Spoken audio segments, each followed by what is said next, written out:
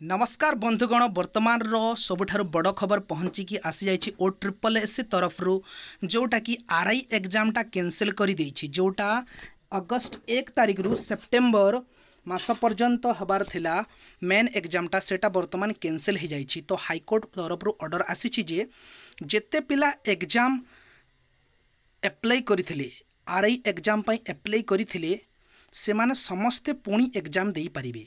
नुआ admit card release हबो 15 रु गोटे मास भितरे एवं से माने एग्जाम देबे। पुणी 2-3 मास पर डिसेंबर सुधा मेन एग्जाम हेकी मार्च एप्रिल सुधा पोस्टिंग दिया जीवो बोली हाईकोर्ट तरफ निर्देश दिया जाई अछि।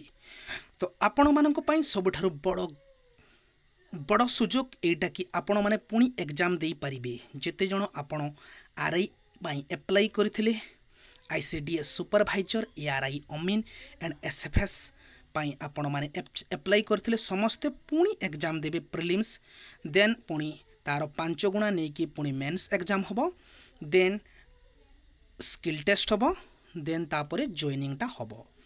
तो एबेठारु पुणी पढ़ापढ़ी आरंभ करि दियंतु आपणकर एग्जाम क्लियर करिबा पई आपणक फ्यूचर भविष्य पाई आमे शुभकामना करूछु।